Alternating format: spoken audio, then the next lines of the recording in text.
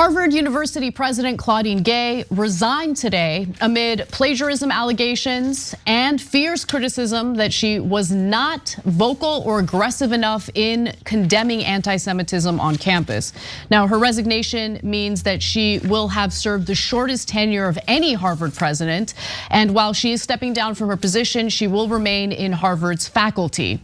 Now, she has been criticized for, at first, the way she handled testimony before a House committee last month. Here's a refresher on that. And Dr. Gay, at Harvard, does calling for the genocide of Jews violate Harvard's rules of bullying and harassment, yes or no? It can be, depending on the context. What's the context? Targeted as an individual, targeted at an individual. It's targeted at Jewish students, Jewish individuals. Do you understand your testimony is dehumanizing them? Do you understand that dehumanization is part of anti-Semitism? I will ask you one more time. Does calling for the genocide of Jews violate Harvard's rules of bullying and harassment? Yes or no? Anti-Semitic rhetoric. And is it anti-Semitic rhetoric? Anti-Semitic rhetoric when it crosses into conduct that amounts to bullying, harassment, intimidation, that is actionable conduct, and we do take action. Now, she was criticized following that testimony. The university was also not too happy with the way she handled that. I think she could have handled it better as well. However, she apologized and the university stood behind her following the testimony. Now, after that, she received criticism for engaging in plagiarism, and that was investigated. At first, the allegations were sent to Harvard in October, so before the entire testimony situation unfolded. But the right-wing publications kind of capitalized on that, seized on that in order to push for her resignation. And so following that, the university, Harvard, said, no, we are going to stand behind her. We investigated these claims, and there were some issues with citations, but we don't want to pressure her or force her to resign. But I think really at the heart of this decision was the financial consequences of keeping Claudine Gay as the president of Harvard, because it turns out that the early applications to Harvard's new year, academic year, decreased by 17%.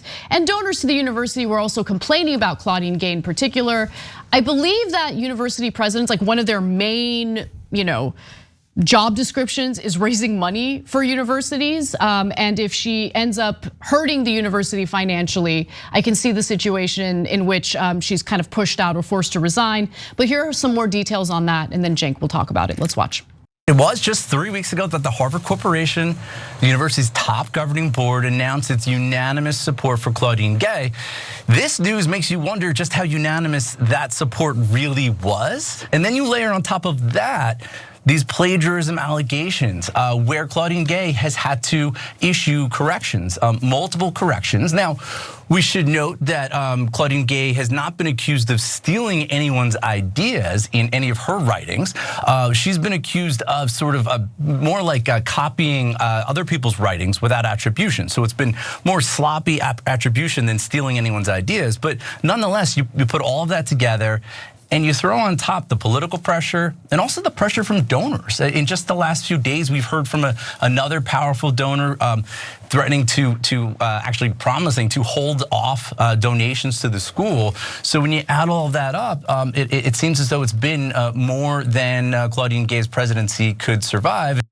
And donors have said that they will stop contributing to Harvard. I want to give specific examples. So the reporter there alluded to a billionaire by the name of Len Blavatnik, who apparently is a Jewish former student at Harvard. He's a multi-billionaire and has amassed a fortune that Forbes estimates is worth $32 billion. And he's holding back donations to Harvard until the university addresses anti-Semitism on campus. His family foundation has donated at least $270 million to Harvard, the source said. And his decision deals a significant blow to Harvard. For instance, in 2018, he promised to give Harvard Medical School a record-setting $200 million. So I do think that the financial repercussions ultimately led to her resignation. All right, two different issues here. So number one, on this substance of the absurd grandstanding that Stefanik did in the hearings. She said, "Is it or is it not? Can you do that?" Calling for the genocide of Jews, she said, is to denounce it right away, right? Well, that seems easy, right? But wait a minute. If you take out the word Jewish and you put in the word Palestinian, calling for the genocide of Palestinians is exactly what at least Stefanik and the great majority of Congress is doing right now. So apparently calling for the genocide of one side is perfectly great, awesome, way to go. Calling for the genocide of Jews, by the way, a chant that was not done at Harvard. Now, other chants did happen at Harvard, and I want to give you what the real standard should be in a second, so hold, okay? So the theoretical chant, terrible, actually doing it, wonderful, wonderful, okay? So if you don't note that irony, that means you think Palestinian lives are dirt, they're useless, I don't care, kill them all. Let's be honest, calling for their genocide, perfectly acceptable at Harvard, Congress, anywhere else in America, okay? So now number two, what happened at Harvard? Bad things, some bad things definitely happened. I saw a video of a guy who was being harassed by the other students, etc. No, that is unacceptable, and do not ever target anyone based on religion.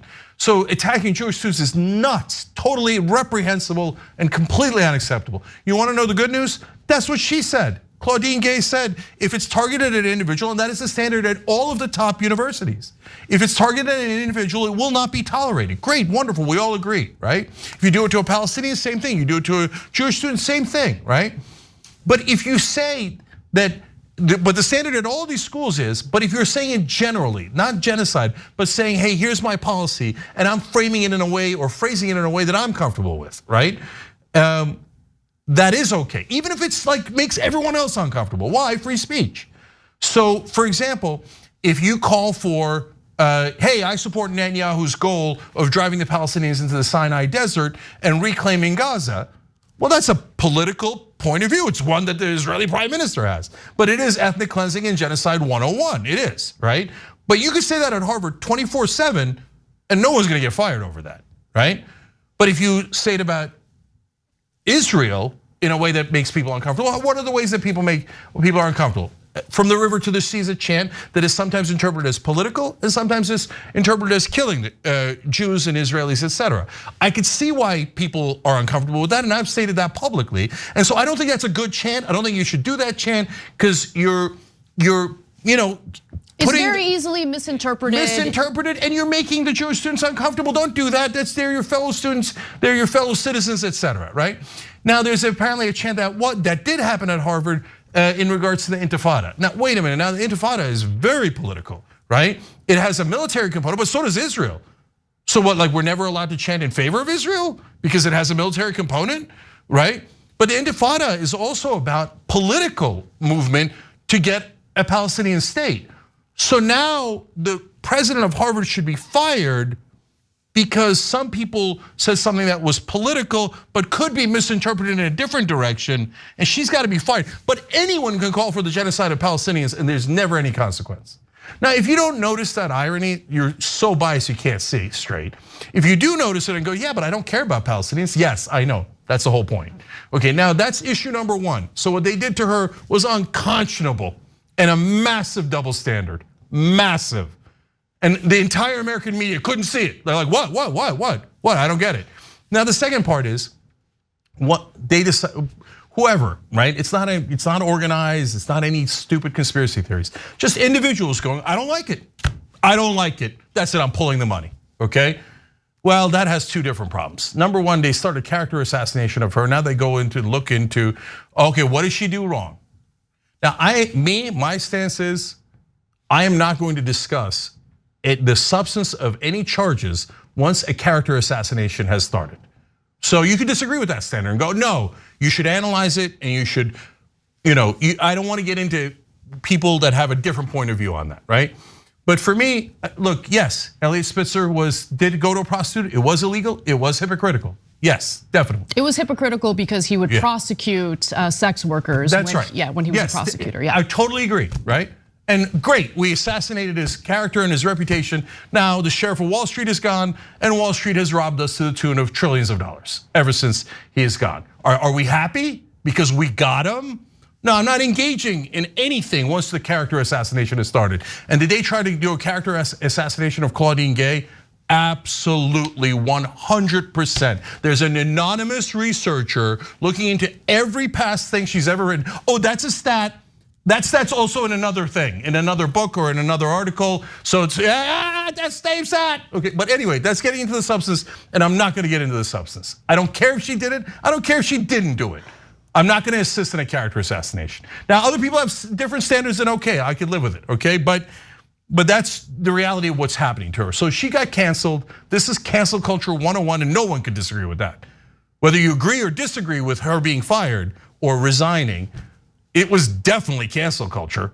And then the last thing is the thing that I'm most not allowed to say, but I'm gonna say it anyway. When there are horrible anti-Semitic tropes about how the Jews control X, Y, or Z, 3 university professors go up, 2 of them are not Jewish and 1 of them is Jewish, the MIT president was Jewish, and for disagreeing with Israel, but in a way that is using words not sanctioned, etc., that she didn't even do, in fact, no one at Harvard did.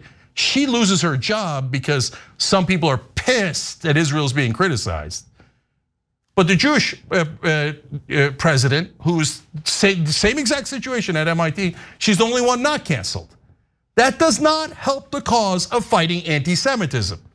Because there's real anti-Semitism. Synagogues have been shot up. Jews are actually in danger in the streets. There's a the restaurant owner in Philadelphia. They surrounded his place, and I've got to go help those Jewish brothers and sisters. I've got to make sure they're safe in America, okay? Now, our job is infinitely harder because people come in and go, oh, you guys, yeah, that's it, you're gone. How dare you not sufficiently criticize Israel? Okay, but you're okay, where everything's good. And oh, look at the donors. The donors are demanding. The donors are demanding that they be fired. God, that is so terrible. Why are you helping them? Don't do this. I'm telling you as a friend, please do not do this. They will not interpret it that way. They will be livid for pointing out things that are obvious.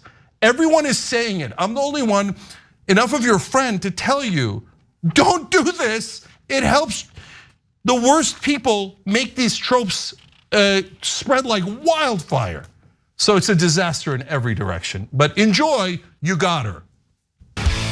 Thanks for watching the video, guys. We also love it if you hit the join button below because that makes you a member, and members allow us to be independent, honest. We can be as progressive as we want, no corporate media influence, and that's all because of you guys. We love doing the show with our members. Hit the join button, become one of the Young Turks.